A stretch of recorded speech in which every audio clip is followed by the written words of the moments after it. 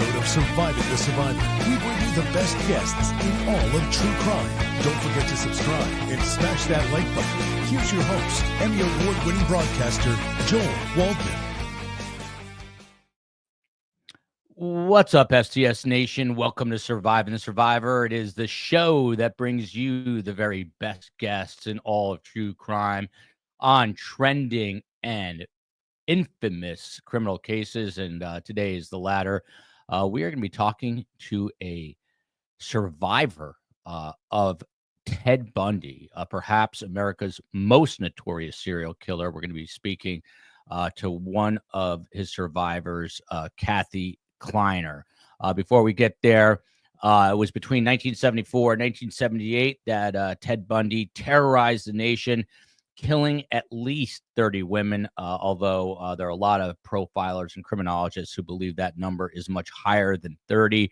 His brutal spree spanned multiple states before ending in Florida, which is where I am, where he was captured in 1978 and ultimately sentenced to death. In 1978, he broke into the Chi Omega sorority house at Florida State University. There is where he attacked Kathy Kleiner and others in one of his most infamous crimes. Against all odds, she did survive the attack, and she survived a few other things as well. And now she's here to share this remarkably unbelievable story. Please welcome, as only STS Nation can, Kathy Kleiner to the show. Kathy, how are you? Thank you. I'm doing great. Thank you for inviting me today. Yeah, thank you so much for being here. And we were talking off camera for a minute that I was going to have my mom join because she's a survivor of sorts herself, but she couldn't be here. And you joked that maybe she's at the hair salon, which is possible. No, she had something else to do, but it would not surprise me to find that out. So, in preparing for this interview, obviously I was reading a lot about Ted Bundy, and one of the interesting things that I had remembered when I was in college, I had a roommate, and his father was actually one of Ted Bundy's psychologists. He was a forensic psychologist, so that was kind of crazy even back then. And I was in college. Graduated in 91, so it's like the late 80s. But I remember even then, the sort of the mystique and the aura, and I know you see it totally differently, which we're going to get into. When you were actually called to the grand jury to testify, you called him impatient, or described him as impatient, arrogant, and unremarkable, which I love because, I come from the media and we always glamorize things. And you have a tendency to do that, obviously, even with notorious killers, maybe even more so. So tell me about that. I mean, just take us back to that moment in time where you first see him. And then I'm going to fast forward to your life now, and then we'll go back in time again. But I was just curious because, again, you said he was impatient, arrogant, unremarkable. Why did you see that in him? The first time actually I saw him was at the deposition. I went into the conference room and sat down at the conference table at the head, and I looked up and there was Ted Bundy at the other end. So I was asked by the defense and by the prosecutor different questions, which I don't remember what they are because all I did was stare at him. And again, he was at the point of, let's get this over, and just kind of, all right, I'm bored. So that was the impression I got at that point. A little while later was the grand jury, and I was summoned and sat in the grand jury. And again, there was Ted Bundy. And this time it had been a while, and he was like really just agitated and, get this over with. You're not going to convict me of anything. So it was weird seeing him in both those circumstances. And I wasn't afraid that he was down there. I wasn't scared. I was mad that he had done so many things and attacked my sorority sisters. And I was at the mode of just staring him down both times. Wow.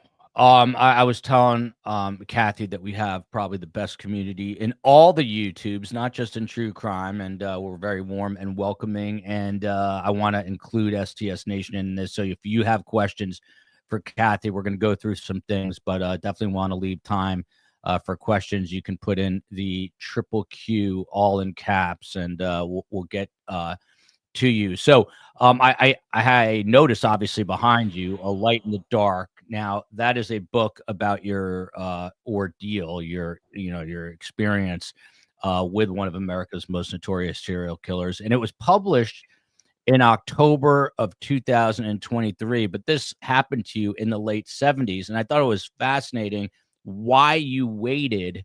So share with the audience, why did you wait so long to write this book? I've wanted to write it for many years. And I sat down to write, about one of the chapters. And as my son and my husband were at one of the soccer games. And it just bothered me. I was sitting at home thinking of the past, and I was missing what was happening now. And at that point, that was more important than to really write the book. Yeah.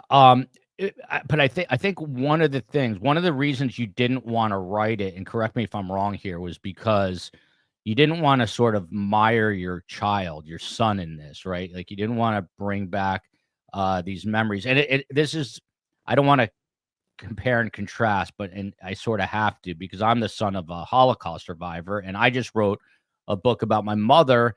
And one of the things about the book is I didn't really know her story, because same thing. She didn't want to bog me down. She didn't want to depress me with her stories and the anxiety and the fear that she went through. So I think it's fascinating that it was kind of like you didn't want to write it because you wanted to protect your child. Is that somewhat accurate? Very accurate.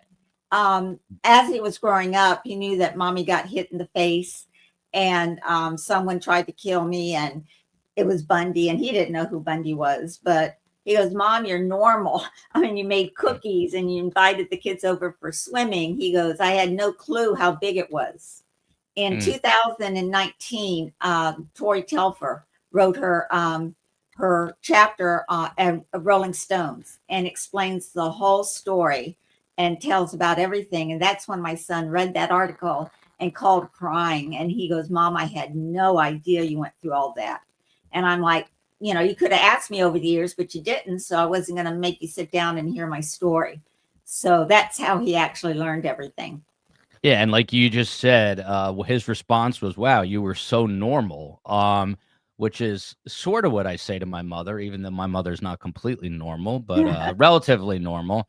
Yes. And your response to him was, you still are normal, which kudos to you. But again, not to compare and contrast, but I will. But my mother later in life actually lost a child. And then in the writing of my book, lost her husband, my father of 63 years. Now, I think I can mention this. You also had other things that you had to overcome in life, health issues that were very serious. What were they? And how did you handle them? And did the experience previously with Ted Bundy, did that help you in any way? I believe it did. When I was 13 in sixth grade, I was sick all the time, and they took me to the hospital because they didn't know what was wrong with me. And I was there for 3 months, and they probed and they tested and they did everything they could, but they couldn't find a diagnosis for me.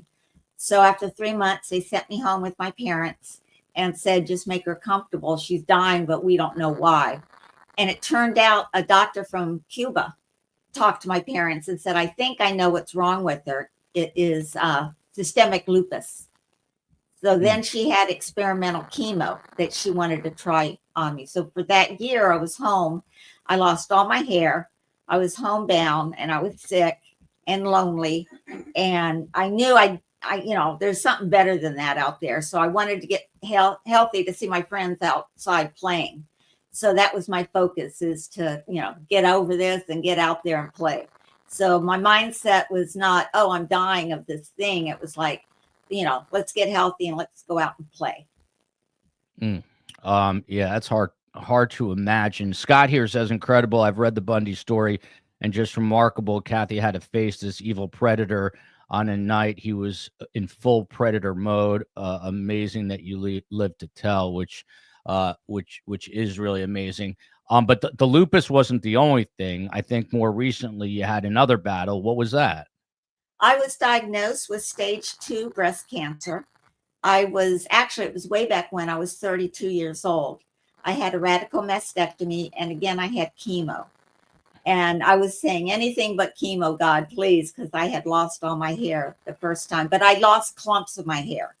So God has a sense of humor because he didn't take all of it. He just took most of it. And so during that time, it was a hard time for me. My son was in 5th grade and playing baseball and everything. And I'd have chemo, and about, a couple days later, I was up out of bed and going to baseball games.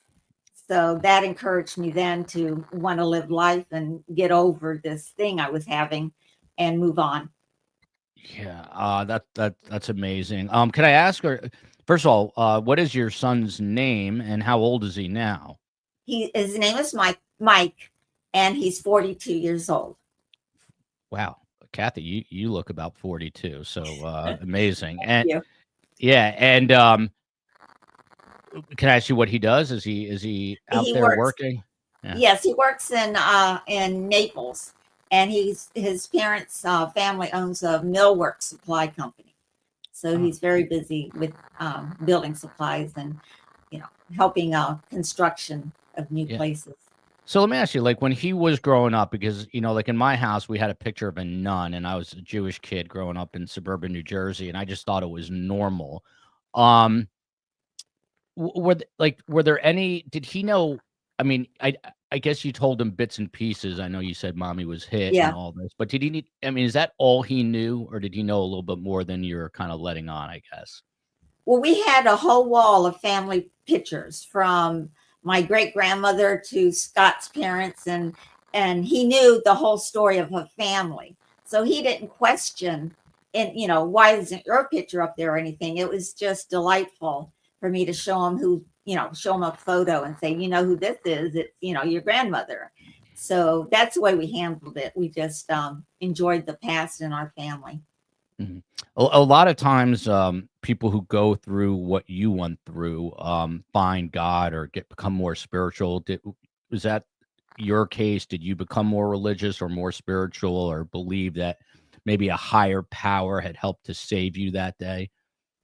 I do believe so. With when I was in the hospital for lupus, I knew it wasn't me by myself and my doctors that were going to heal me.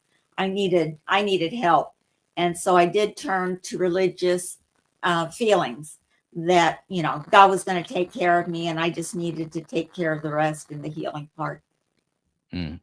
And there are a lot of people who know your story, including Mary Binney here. Kathy went back to Chi Omega. We'll get to that with Sheriff Ken uh, Carsaris. But um, Kathy, the book is A Light in the Dark. Again, it was published in October of 2023. And I was reading your mother, I believe, is Cuban, and once you went through this ordeal, culturally, she did not want you to be like mired in it. She wanted you to just like not really emote and not deal with it. And I think you said that you pictured yourself like a little island, almost like Cuba, moving away from the darkness. Is that right? Is that sort of what gave you the strength to keep moving forward? Just that sort of illustration in your mind. Yes, it was after the attack by Bundy, and I was at home recuperating, and I felt like I had this black cloak around me, it's mist and horrible. And I didn't want again to have that as part of my life. So in the distance, I saw a small little island, and it had one palm tree and one little beach chair. And I wanted to get there so bad, but I was going through a lot, and I just took baby steps. And I figured, a couple days later, I'd take a couple more baby steps, and I'd get closer to the island, and I'd look behind me, and this big black terrible mass was baby steps behind me.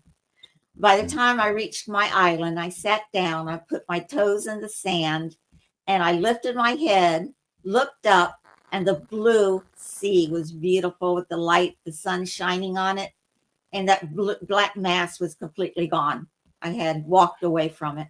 And that was a healing process that I came up with. My mama didn't want me to talk to a therapist or anything because she didn't want us to know anyone to know our business. Wow. So it was something that I had to take care of myself. And can I ask you, is your mother still with us? Excuse me. No, she died in 2012. 2012. And before she left this world, were you able to have like a conversation about this, or was it always kind of kept um more at bay?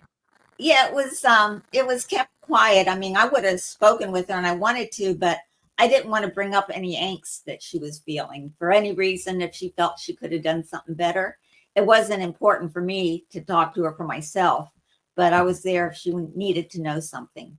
And so that conversation didn't really show up. Yeah. And were you from Miami originally? Yes, I was y- born in Miami and I was raised in Fort Lauderdale through in high Fort school. Lauderdale. Yeah, and now you're I'm not going to say where, but you're back in a beach neighborhood. So Yes. that what has it sounds maybe a little bit ridiculous, but what has the ocean and the sun, and you talked about putting your toes in the sand, has that been therapeutic for you your whole life, the sort of the beach? Yes.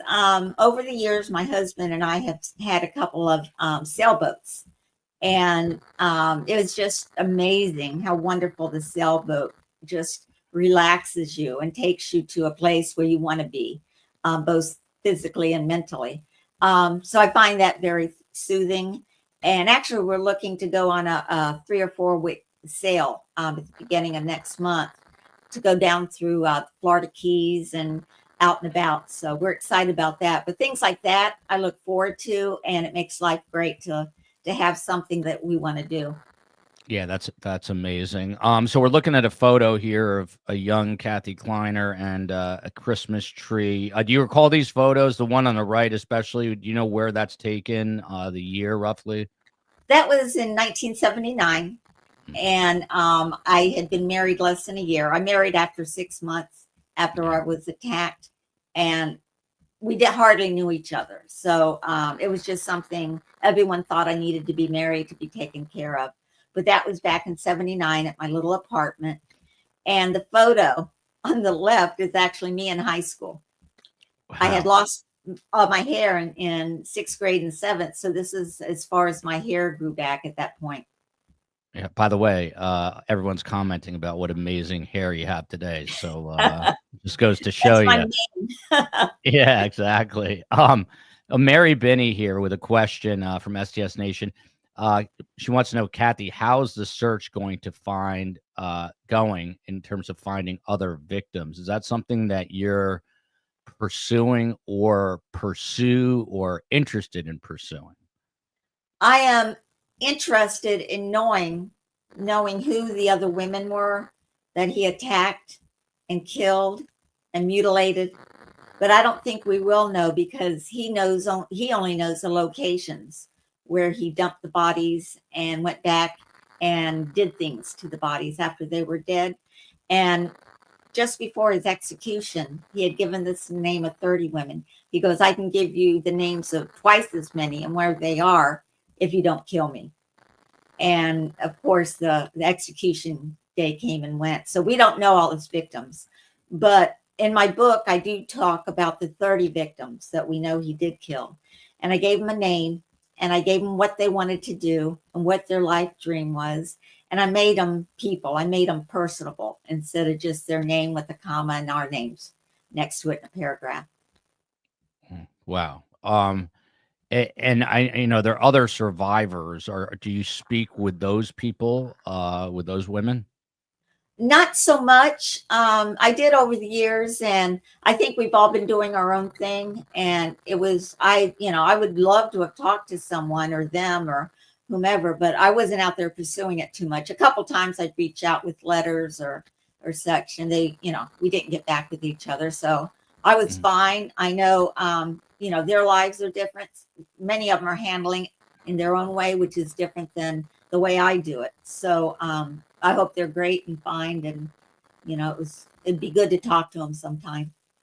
Yeah, for sure. And maybe that connection will happen down the road, especially with your book out there. By the way, let's get to this question first.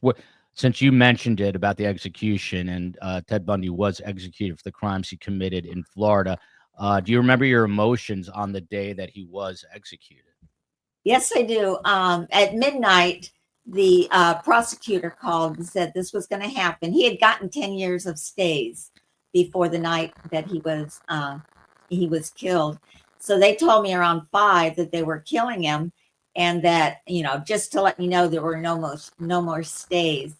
Turning on the TV, there was a lot of protesters, both for Bundy, keep him alive, and the other one saying "Fry Bundy, fry." So my husband and I were sitting in the living room and we were watching this. And when he was killed, I started to cry and I wailed, and I thought of all the women that he killed, and now he had been killed. And I cried for a while, and my husband put his arm around me, and I composed myself and I looked at him and said, "I'm hungry. Let's go to breakfast." You know what? My mother would say the exact same thing.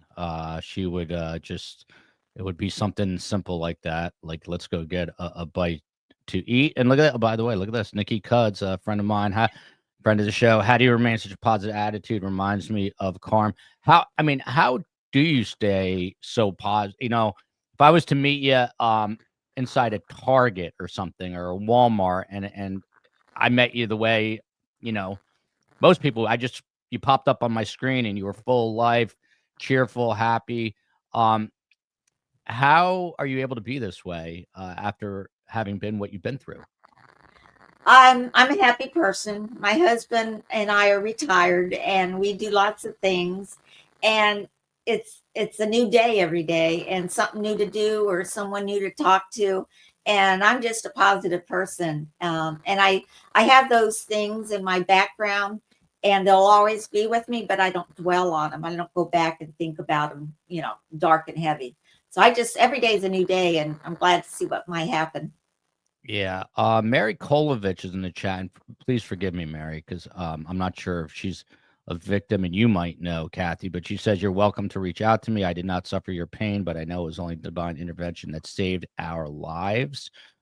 So I'm not sure. And then you've got Vesper Martini here, letting us know he was Vesper's on top of everything, executed on January 24th. 1989. I guess I was maybe a sophomore in college around then. What were you doing around that time in your life, Kathy, on January 24th of 89? I had gotten divorced after my first wedding, and I saw a friend from high school. We were in theater together, and I invited him over for lunch, and he came over. It was back in '86, and he came for lunch one day, just like really never left. So we had 2-year engagement, and that January time, we got married 1989 in July. So the day it was like 6 months later, and I couldn't wait to keep going. It was, he was behind me. Everything was behind me, but now everything was also ahead of me. Wow. Here's another question. Dr. Reinhardt, always with bright and intelligent questions. As a victim, you know that a person is a chorus, not a solo. Interesting. Why does so many have trouble understanding how someone like Bundy could work I'll just say it, a suicide hotline and be a killer? I did not know that, actually. I'll be the first to admit, I've seen documentaries in there. I just don't know that much about him personally, but if this is true, which I'm assuming from your reaction it is, what do you make of that, Kathy? It was weird. Anne Rule was in the courtroom every day, and she's the one that wrote "A Stranger Beside Me." That was the first time that the book exposed Ted Bundy. And during most of the book, she was positive for him and couldn't think he ever could have done that. And he was so manipulative. He just, painted a photo or a picture of himself that she believed. And it was just something that she put out there that was incorrect, but no one was offering what he really was. So it's just weird that he did write. She worked with him in a hotline, suicide hotline. And I can't imagine feeling like you might hurt yourself. And on the other end of the phone is Ted Bundy. It just, how ironic. And, it just fed into his everything he wanted to be. And he wanted to know how people were hurting. And that's just something he craved on. So, it happened. And, Wow, that's that's sick when you think about the reason behind it. And I got to tell you, I became friends and still am with Kerry Rawson, who's the daughter of the BTK serial killer. yes, me too. And yeah, and he, he was the president of the church. He was an animal control officer, seemingly normal, and obviously we know how he ended up too. But Mary Kolovich here. Explaining a little bit more, she said she ended up in a car with a friend. Happened in the early 1970s in Salt Lake City. Bundy picked my friend and me up as we were hitchhiking. Interesting. Curious to know how that ended with you just, I guess, seemingly walking away. Left-handed here says Bundy was the epitome of the devil, absolutely devoid of genuine sympathy and natural empathy. It is very surreal. It definitely is. So again, Kathy, your book is A Light in the Dark. What was the writing process for you like? I mean, did it help you as sort of in a therapeutic way, in a cathartic way, when you were writing it, just being able to put all these thoughts into the written word for, I guess, the first time? I had a wonderful co-author, Emily Lucchese, who contacted me back in early 20. And she said she'd like to be my co-author and work together. And I had talked to a couple other people who had contacted me, and I was not impressed by them. But Emily had a good sense, and I felt she could help tell my story. So every Tuesday at, I think it was at 1:30, we'd get on the phone for at least 2 hours. And she would ask me things like we'd be talking about my early childhood. My father passed away and my mother remarried, and I was adopted by my stepfather. So we would just talk into that. And I closed my eyes and I could see every feature and everything, and sitting on my daddy's shoulders. And I was 4 years old.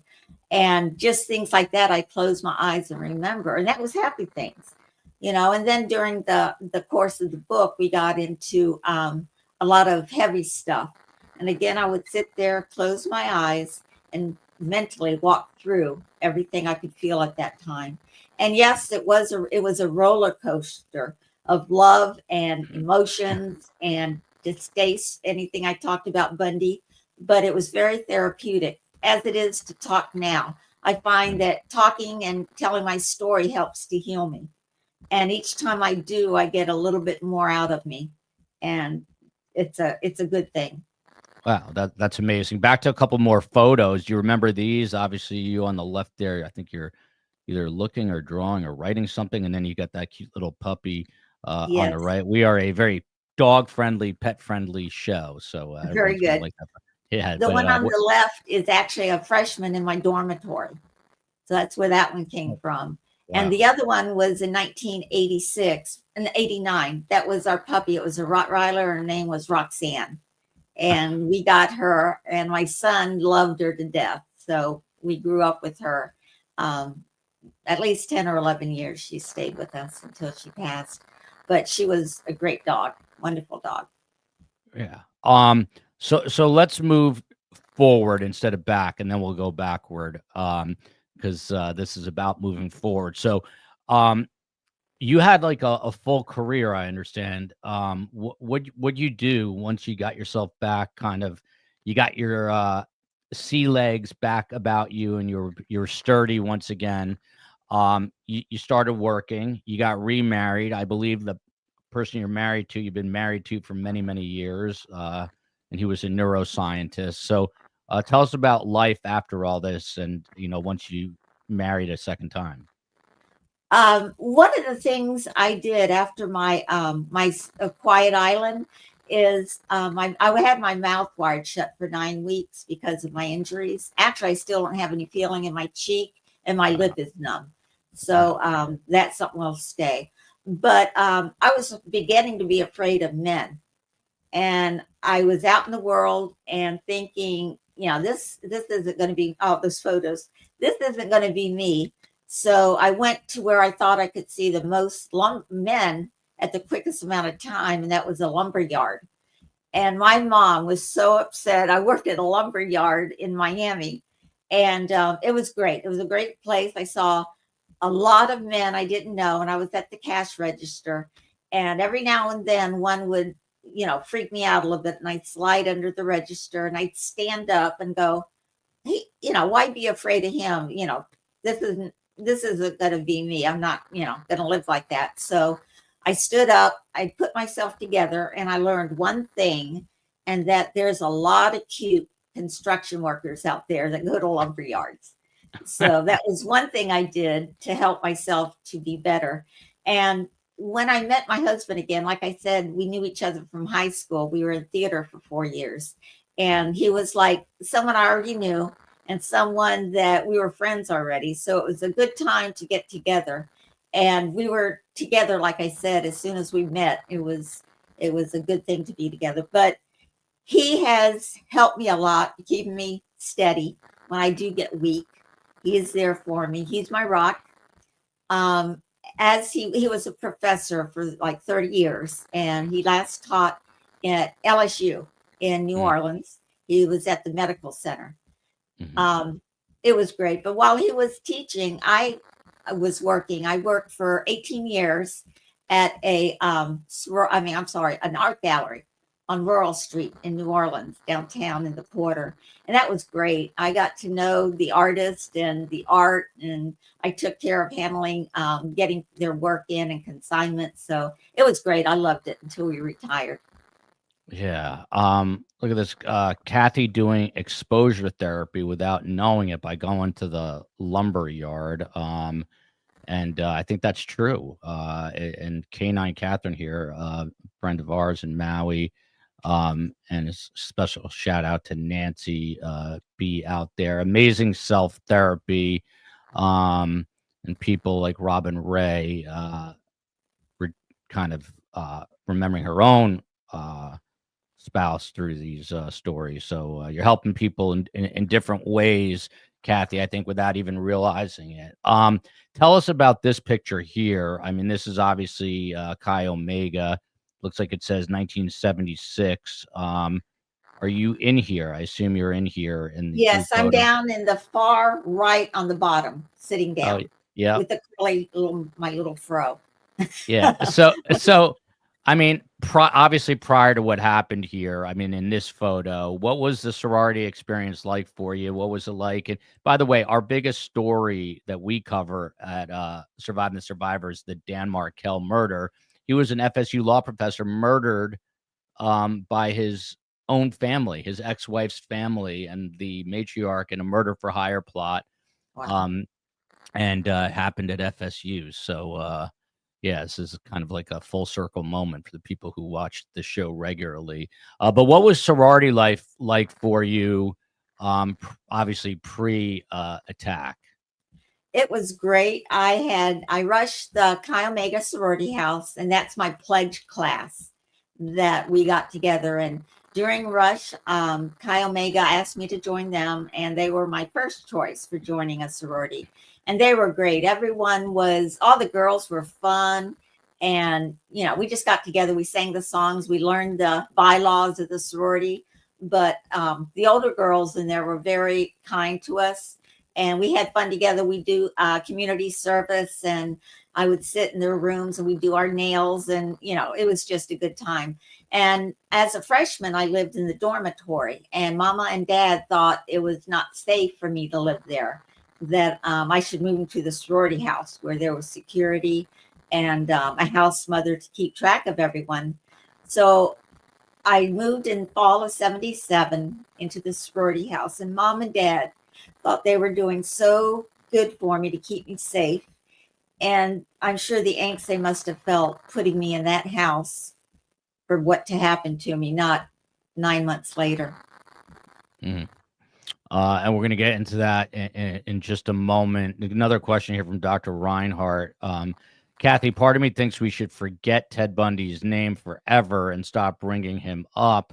However, the other part of me thinks we can't afford to forget him. Your thoughts? I'll just say this.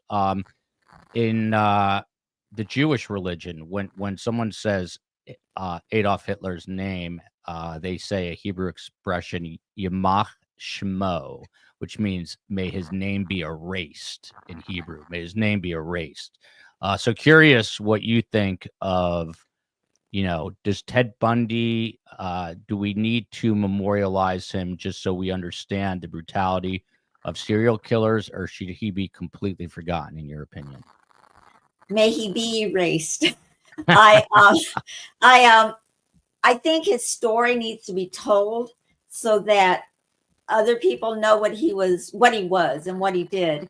And the true Bundy was not the charismatic, law student and Republican, and he was very troubled. In his early years, he would look in windows and chase women and do this stuff.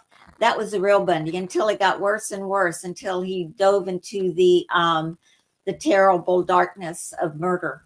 And he always murdered his victims from behind if he could, or had them near their car and then hit them with a tire iron and just kind of pushed them into his car, where he would then mutilate and kill and then dump into the woods.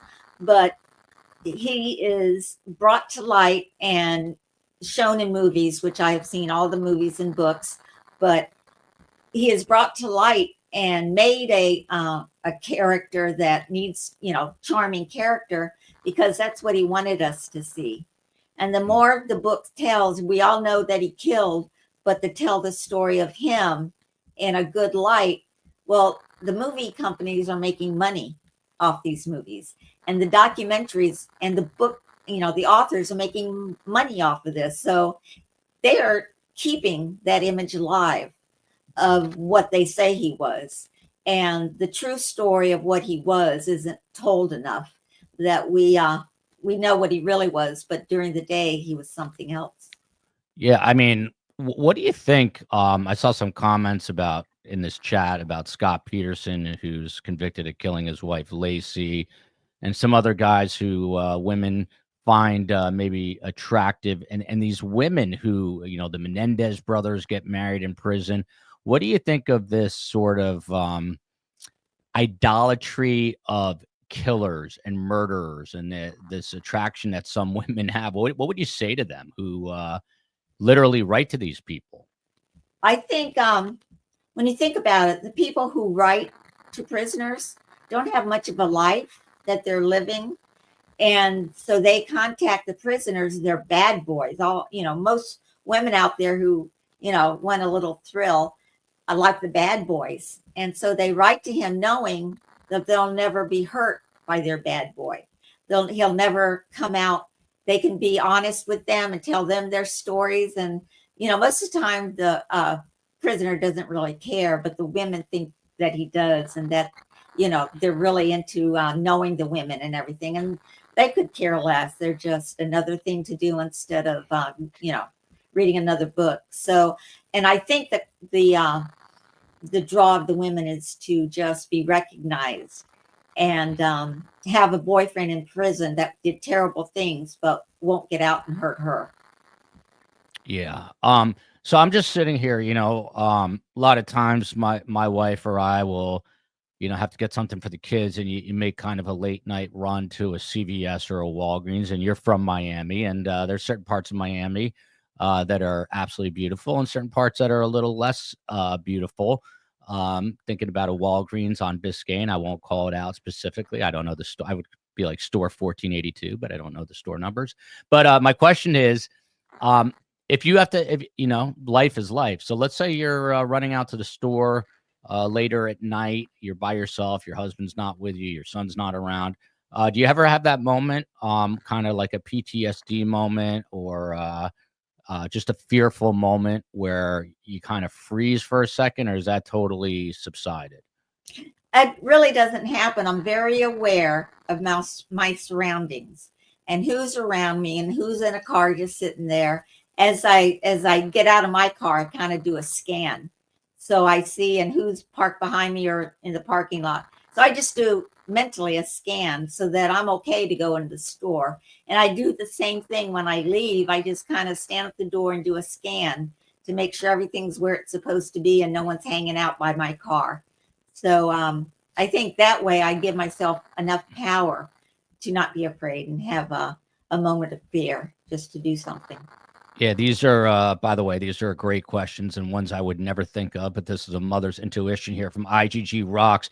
Did you become a more protective and productive, but did you become a more protective parent because of your experience? I talk about this myself. My mother still, she's outgoing and the life of the party, but there's still an element of her where she is afraid that the Nazis are coming. So when you were raising your son, were you fearful, that an abductor could be coming or a predator? And were you extra careful, do you think?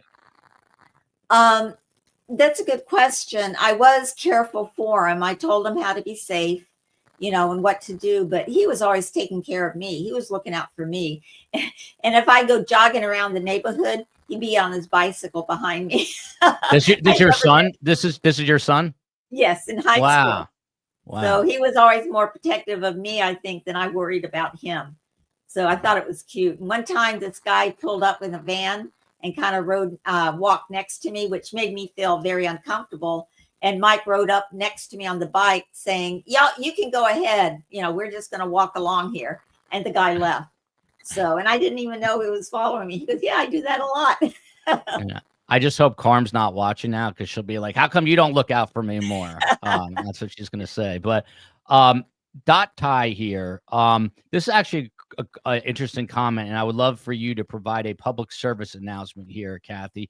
It worries me that most people have their heads in their phones when walking totally on. Everyone has earbuds in on their phones, and I see, women jogging at night through parts of Miami that maybe they shouldn't be. What kind of word of caution, without being an alarmist, but just reality-based, would you have for these people?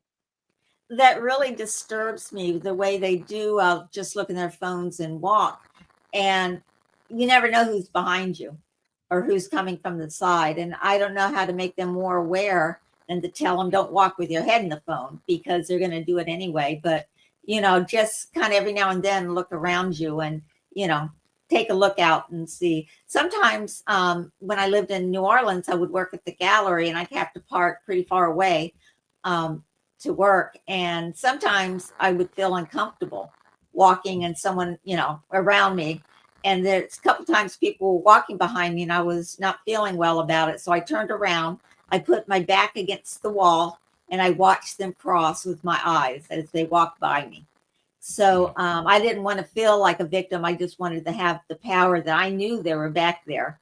And there wasn't any problem with that. I never felt like I was going to be attacked again. It was just a positive, I'm going to be this way and I'm going to look out and make sure everything's safe around me.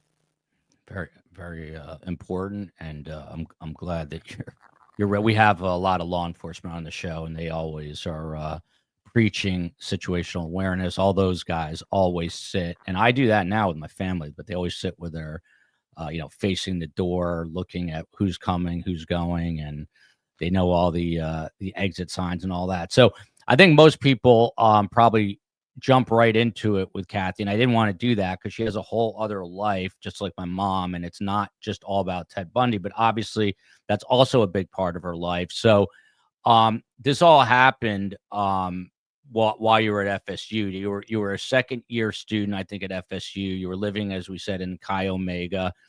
You were actually, I read that you were considering a career as a weather reporter. Are you fascinated by weather? My good friend, who I just saw in Tucson, is the chief meteorologist there, and I could always get you, an assistant meteorology job. And but what was it about the weather that you were so interested in? Well, I was interested because I wanted to know what was going to be the weather the next day or the next week. And I knew I could point at the green screen and, show in the country or what was happening. And I thought I'd be on TV. So how bad could that be? So that was the importance of being a meteorologist. I think you would have done a great job. So, the attack, this is obviously, I'm sure, difficult to talk about. This is the fateful evening where two others do not survive, but Kathy does. January 15th, 1978. January 15th, 1978. Kathy, you attend a wedding earlier in the day, and then you're studying for an upcoming calculus exam.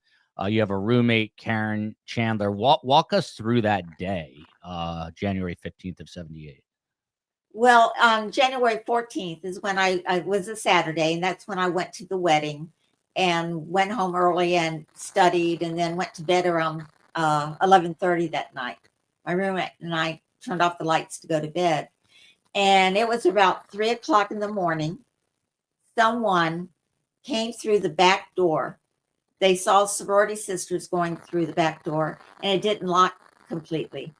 So this person picked up a log from the fireplace wood we had, and he walked into the sorority, which went right to the rec room. He walked through there to the front foyer, and he went up the staircase. It was chilling to know what he was doing. He had that log in his hand, and on both sides of the landing were a hall of bedrooms. He took her right, and that was my hall where my room was. And the first door he got to was Margaret Bowman's room. He attacked her with the log and killed her. He then went across the hall to Lisa Levy's room. And again, he attacked her and he bit her. And these bite marks actually turned out to be like fingerprints and helped to convict him. He left her to die and went across the room, which was my room, room number 8. And he opened the door. Our room was the size of a regular dormitory, and we had 2 twin beds on the side of the wall parallel to each other. And we had a big bank of windows against the far wall. And again, we were on the 2nd floor, so we looked out at the parking lot. That was our view. But we always had our window shades open because we hung plants on the curtain rods.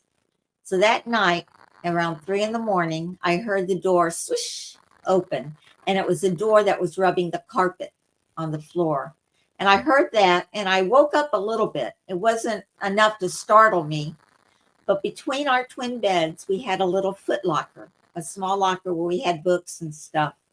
And the next thing I know is this big bump and thumping sound. And now I'm awake, and I'm looking up, and I saw someone standing next to me. It was a dark silhouette. I couldn't make out any features, but I did see him standing there next to my bed, and he raised his arm up over his head, and it had that log in it. And he slammed it down on my face so hard, he broke my face bones.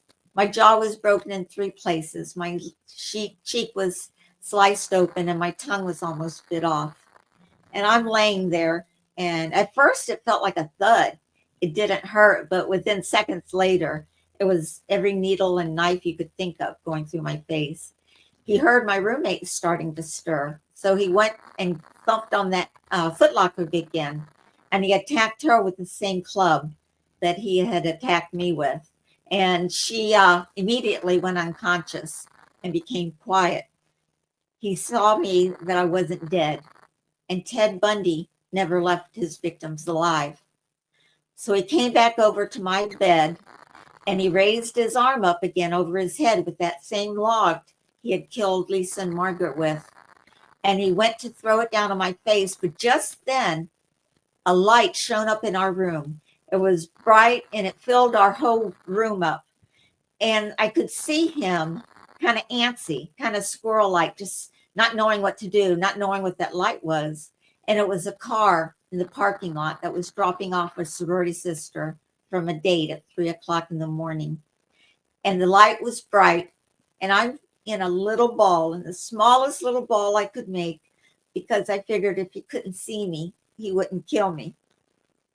As he saw the light, he turned around, left our room, ran down the stairs, and out the two big front doors from the foyer. And I'm still scared. The room gets black again, and I just know he's coming back. A little while later, my roommate got up and went into the hallway to find help, and some sorority sisters did see her. And they walked her back into our room and turned the light, and that's where they saw me on my bed with the blood on the wall and stained, and my face just oozing blood, and me gurgling, asking for help, but I didn't make any solid words. And that's Wow. the night of the attack. Wow. Couple of just follow-up questions. It is, someone said it is that you're actually a miracle right here. Best remark. Do you consider yourself a miracle? No, I consider myself as someone that can move on. And, as I was young, I used to say, I got to run and jump a hurdle because you never know what good's behind it. And now that I'm older, I'm like, you got to walk really fast and look around the hurdle because you never know what good's around there. So I just want to, see people. And whenever I can, I stop and talk to someone and kind of make their day a little lighter, a little happy. Yeah.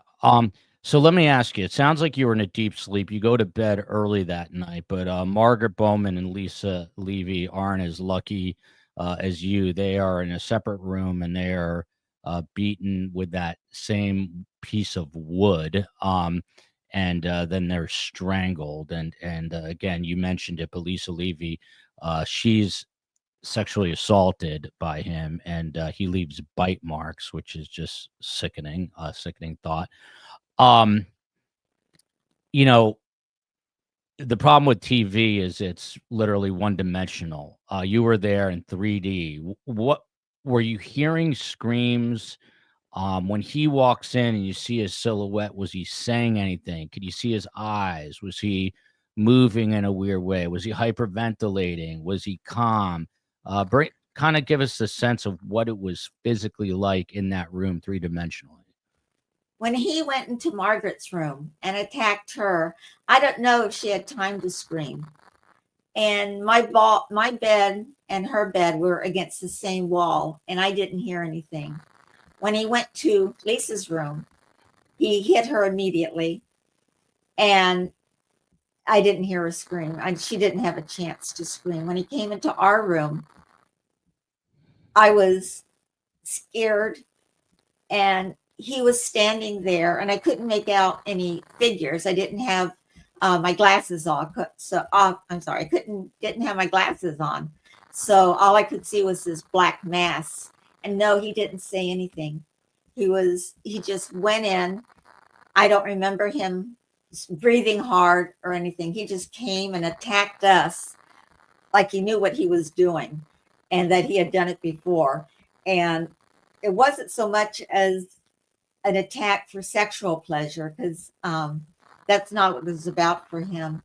It was for killing and for controlling the women. And that's why he always came up behind someone, because he could control what he did to them and how they would react, and move it on from there. He never faced a man. He never tried to attack anyone. And if a lady was walking with someone, he would move on and go to somebody else.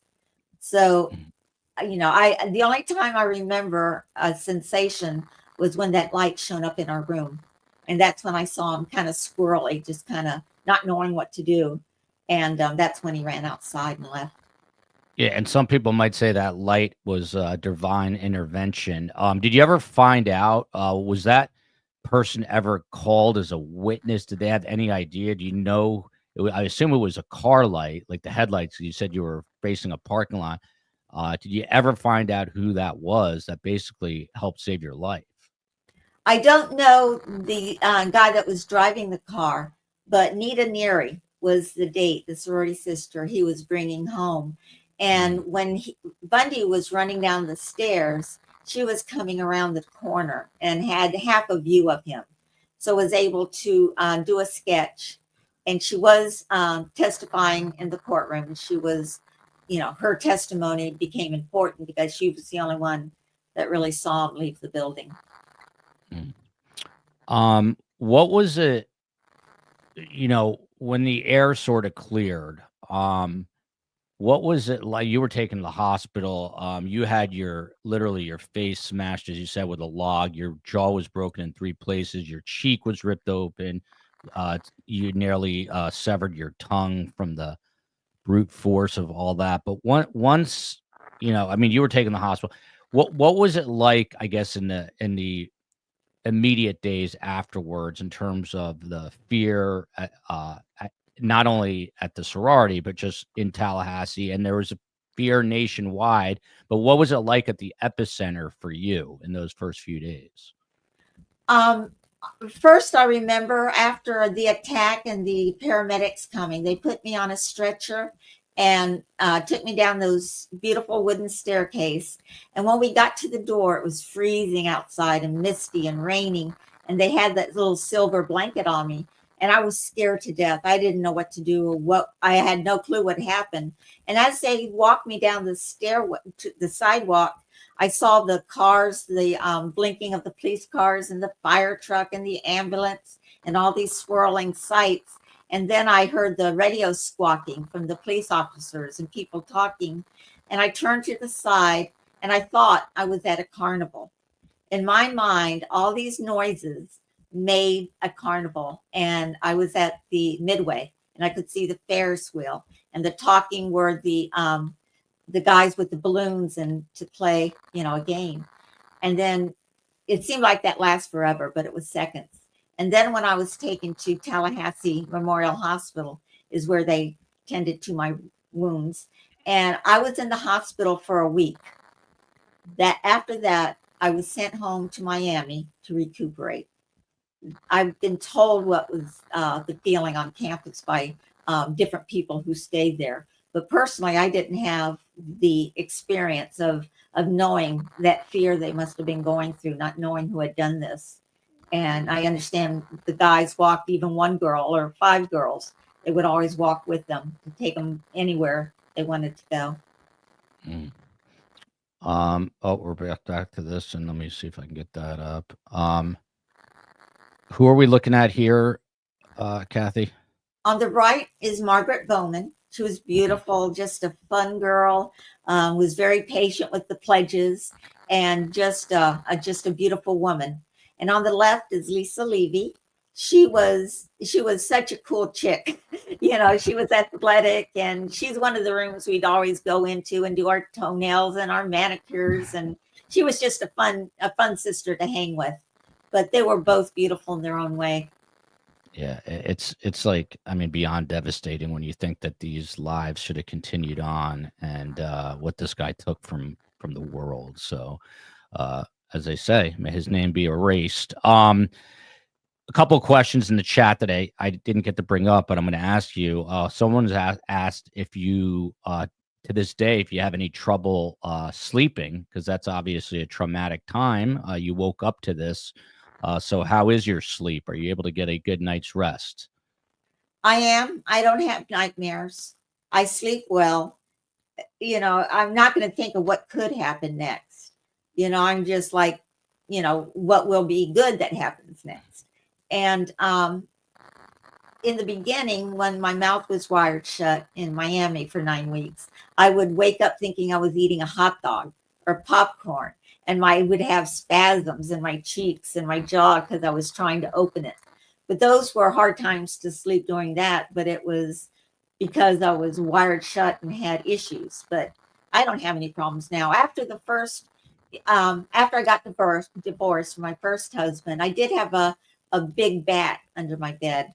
But my son, we had 2 rooms, condo. And my son would be sleeping in his room and I would be conscious of every noise, but it didn't scare me. I just want to make sure everything was okay. And he and I would walk around at night. He's 2 years old, and we would lock the doors and close the windows. And he knew, he went to bed one night and he put his little hands on my face and he said, "Mom, what happened there on your face with my scar?" And I said, "Well, a bad man came and hurt me one night. And that's why we closed the windows and doors." and his little hands were there. He goes, "Mommy, I will never let anyone hit you in your face again." And ever since then, he had been so cautious and careful with me, and that was the beginning. He knew he was going to take care of me, but I've had no problem sleeping. Yeah. I'm glad to hear that. And it's touching, but also really sad. Someone also asked, I think it was Nikki Cuds, obviously something that's really common is survivor's guilt, that you are alive and they're not. Do you ever feel any semblance of guilt or sadness over the fact that you survived, but others, at least 30 that we know of, but we heard you say earlier that even he himself, Ted Bundy, said could be many, many more. I think guilt and sadness should be separated into two different things. I do not have survivor's guilt. I have sadness for everyone and everything that they went through. I needed to move on, and I can't tell you how it hurts inside when we talk about this, that of those beautiful women. And I don't have guilt that I live because I have a purpose and there were things I had to get done. And that's the way I am. That's just, and I have sadness, like I said, for every one of those girls. And in my book, I take the girls' names, and I love to do that. I'm so glad I was able to find out about each one. Yeah. One of the things that I read, and I think you may have mentioned this, but is that when Ted Bundy entered your room that night, he actually tripped over a locker. Yes. Did that kind of jolt you into a little bit of consciousness? Do you think that helped save you? Just that little sort of freak trip over a locker that some would Yeah. say again is divine intervention, maybe. Very possible. We had that little footlocker between our twin beds, and that's what startled me enough to open my eyes and see that someone was standing there instead of just laying there and him hitting me as I slept. So I had a bit of consciousness to know someone was standing there. And yes, it was that little footlocker that he tripped on that made a thud sound that woke me up. Wow. So I've got to take you back to I believe it's November 13th of 2022. Horrific quadruple murder at the University of Idaho, Moscow, Idaho. 4 college students are just basically bludgeoned and butchered to death. There's no real nice way to say it. And the accused now is a guy named Brian Koberger, who's a criminology student. I think that's probably, since this attack, this is probably, there have been other university attacks, but this is a very big one and very recent. When that happened that day, did you have a reaction to it, finding out the news about what happened? I was scared for them because I knew what they were going to be living through to get over this, and how long it could take them to get over this, or if they would get over this. Knowing what happened to their friends and their roommates having been killed, and each of these girls were in their own little room, and I'm sure they're underneath the rug trying to hide and being so scared and trying to communicate with each other. And they've gotten some criticism that it took them so long to contact help and so long to call 911. And I'm thinking, okay, if you had been in that room and this had happened to you, how long would it have taken you to react? So no one can fault someone for the way they react to a crisis or to something happening to them. That, it didn't have to be 3 hours. It was as long as it was. And that's the way they each handled it. And I commend them for getting through that. And hopefully they're getting help and can move on. But I know with the court case coming up and everything, it's going to be hard on them. Yeah. Vesper Martini also letting us know before Koberger, there was Danny Rowling, of course, the Gainesville Ripper, Florida, Yes. 1990. Yeah, that was, but I guess this is obviously much more recent. One of the kind of eerie things, I think, Kathy, is that people have actually, I don't know if you've seen this, and kind of hope you haven't, but there have been memes, or I don't know what you call it, side by side photos of Brian Koberger and Ted Bundy, and people talk about sort of the resemblance. Again, this is sort of where they bring in like the mystique. Like here's another Ted Bundy, like the mysterious serial killer. I see you shaking your head. No, that must aggravate you and get under your skin. Does it? It does. I mean, Bundy was an entity into himself and was such a horrible person and just showed what he wanted people to see. And I don't know the history of this other guy. I mean, you can't put you and me together and say, are they alike? It's just hard for me to understand. Each one is their own entity and their own psychopath. And to try to compare them is just why Yeah. bother you? Yeah. I agree. Rebecca Ross or Rose, Chi Omega is still at FSU, a very large sorority. So two questions. I mean, in one, I know you were actually asked or told to return to your dorm because you had to I guess work with investigators in terms of the crime scene. What did they want you to do when you returned, and have you returned since then back to Chi Omega? It was at the end of the week when I was leaving the hospital in Tallahassee. I was going to be flown to the airport with my parents in one car and me in another, and they did stop in front of the Chi Omega house, and they wanted me to see if anything was missing from my dresser, something that if they found any evidence that they could link it back to the sorority house. So I didn't want to do it, but an officer took each elbow and walked me slowly up the stairs. And I saw yellow tape around Margaret's door and yellow tape around Lisa's door. And then I walked by my door and the door was open, but there were all these people in there and police officers. And I looked around on my dresser and all I could see was the black fingerprint dust that was everywhere. And I couldn't have told them if anything was missing because I had no idea what was up there. It just, it was a wash at this point. I just couldn't focus on that. And I looked down the wall and I saw my bed and there was dry blood on that wall and there was dry blood on the mattress. And my beautiful comforter I had picked out at Christmas just before January was in a ball and stained brown because of the blood. And I stood there and I looked at it and I thought, this really happened. This happened here. I don't have to pretend what might have happened and not know for sure. So I think I appreciate that happening. And after that, we left and went to the airport and I went to Miami. IGG, it's very chilling stuff. IGG here wants to know if you were able to finish at FSU after all the trauma, once you got out of the hospital, were you able to graduate ultimately from FSU? No, I did not. I did not return to college after the attack. I had just been married and we were starting up a new place, a new condo, and things were moving on. And I didn't feel the need to really go back at that point in my life. I could at any point, but I was living with a family, my family, and doing my things. And I didn't have that urge to go back to school. So I did not graduate. Some of the smartest people I know, by the way, did not graduate, and the wealthiest, I might add. Have you stayed in touch with the families? Ida Shaw, JD wants to know. Have any of the friends who were either murdered and or survived, are you in touch with those families this many years later?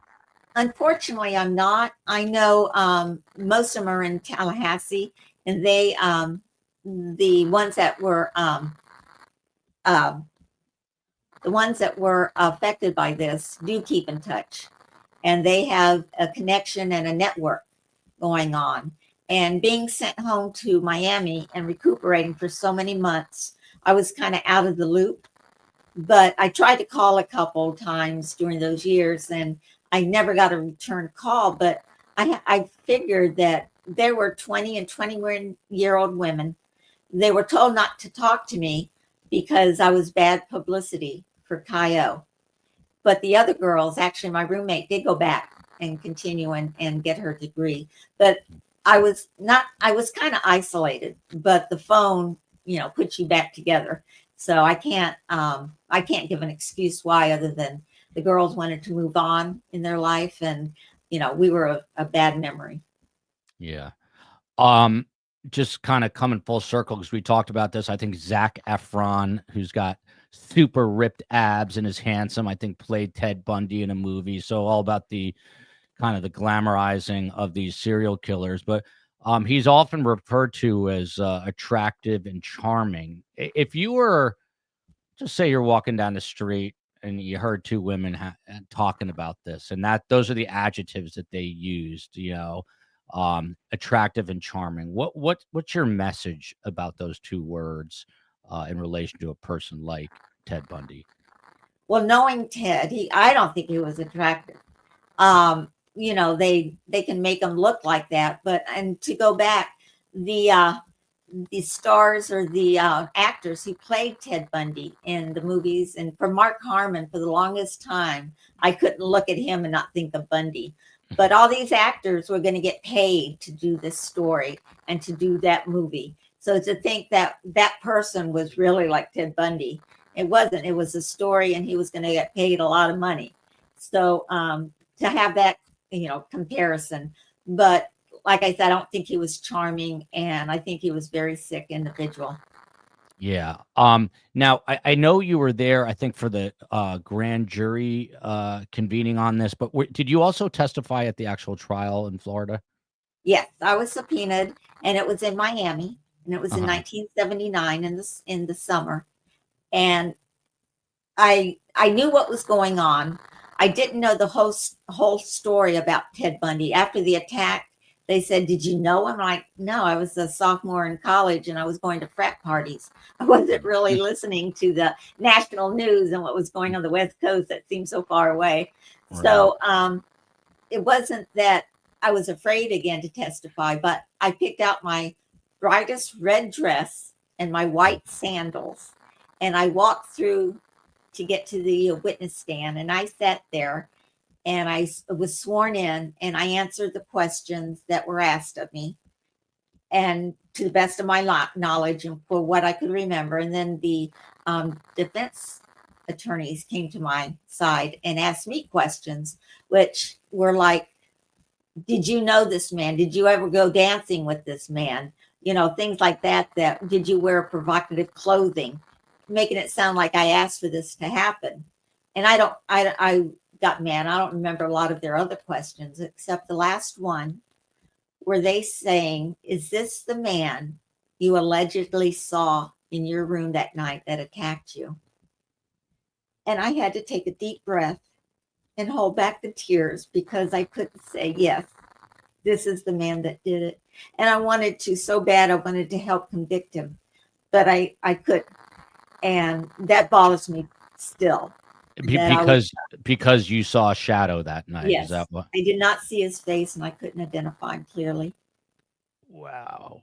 That's gotta be devastating to not, to want to help, and you just you can't. I mean, we talked about this at the grand jury hearing, but what was it like seeing him in court? When you hear about serial killers before they're caught, there's this tremendous like aura of invincibility, and you're so fearful. Did that kind of wash away when you saw him in court? You're like, this is just a pathetic human being in front of me, and there's nothing to be scared of because he's caught now. I do remember all those feelings. And he sat at the defense table like this and kept rolling his eyes and just, they're not going to convict me. Let's just get this over with. I have other things to do. And he was cocky. And then he'd smile a lot and just not acting like someone who had done these horrendous things. I was now on trial for his life. He didn't even show that he understood that, the comprehension that this could be doing to him. Wow. So the book is A Light in the Dark. You see it behind there, and we'll put a link to the book in this show summary. And obviously, Kathy is the light now. You can see by that big old Miami smile there. It's almost like Kathy's almost like like a metaphor for the sun, and actually looks, even with a yellow shirt on today, she is shining bright. So congrats to you. I know how hard it is to write a book. I'm going to pick this book up. I'm very curious to read about it. Final question. I was telling you off camera before that there are a good amount of survivors right in this community, including my mother. What is your message to other victims of violent crime about resilience, about moving forward? What do you say to those people? Well, first off, I wanted to tell your mother I'm so sorry for her miscarriages. I had two after the chemo for breast cancer. I ended up having two miscarriages, and I hurt so bad because I can get through anything, but I couldn't help my little babies. Yeah. And that was something I'll obviously never forget, but so many women do go through these miscarriages. It wasn't a miscarriage. She actually had a child, and the child had a genetic illness and died. Okay. It was a little bit older, but I Okay. hear what you're saying.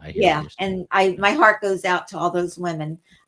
There's no words to express the sadness I feel, but I just feel that women, victims of violent crime, they're a victim one day, and the next day they become a survivor, and they need to go into survivor mode. It's easy just to say, I'm not dealing with any of this, just everything go away and not be productive.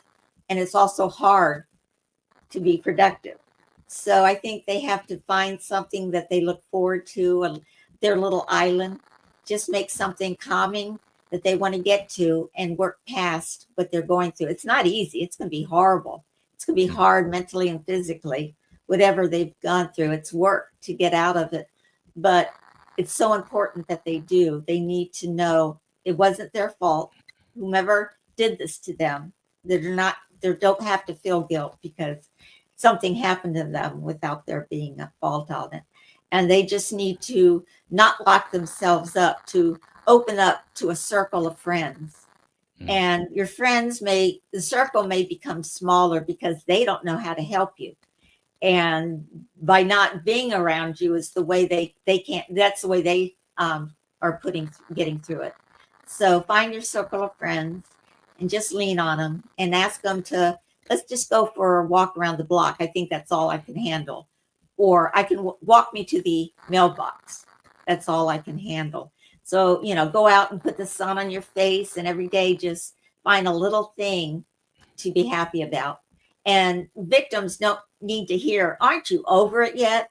That's like, no, I'm not over it. How long would it take you to get over it? So it's not something people they want them to move on. And they sometimes say it in not the best way, but it's their journey. Whatever happened to them, they've started a new journey, and it's their journey to walk it as they wish, but be positive with it. Really well said. I lied. A final question. What is a question that no one has asked you yet, having done all this media, that you kind of wish they did? I've had so many questions, and I'm going to be talking to some students at a criminal judicial class. And I know they always have such good questions, the students. I don't know. I've been asked a lot, and if I haven't been asked, I usually say it anyway. So to answer that, I feel bad I can't answer that, but I usually, if I'm not asked, I bring it up. So all right.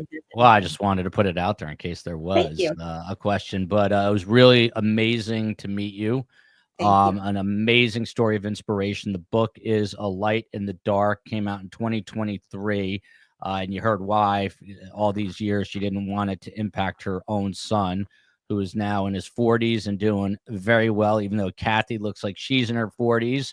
And she's got that great hair. You heard her say 1 minute you're a victim, and the next second you're a survivor, which reminds me of a quote my beloved dad, may he rest in peace, would always say, life turns on a dime, and it does. So 1 second you can be going through the worst of times, and the next you can be going through the best of times. So remember that. And hopefully we'll get Kathy to come back on as a best guest when we're doing other stories, because we do have the best guests in all of true crime, if you're willing to do that. I would be happy. Yeah, I would be happy to. Thank you. Awesome. Enjoy the sunshine. Everyone get the book, A Light in the Dark. Tomorrow, by the way, we have the investigator coming on for the missing Pittsburgh student, Sudiksha Konani is her last name. And she now, her parents want a death certificate. And this private investigator, who's actually apologies, it's Natalie Holloway's PI. He is not convinced that she drowned, and we're going to hear from him tomorrow at 12:30 p.m. Eastern time, along with Rob D'Amico. So please join us for that. Huge thanks to Kathy for joining us, Kathy Kleiner, and the book A Light in the Dark. We will see you tomorrow, 12:30. Love you, America. Love you, the Republic of Ireland. Love you, Florida, where I am, and justice still for all those victims. And may his name be erased. Kathy, stick around 1 second. Thank you.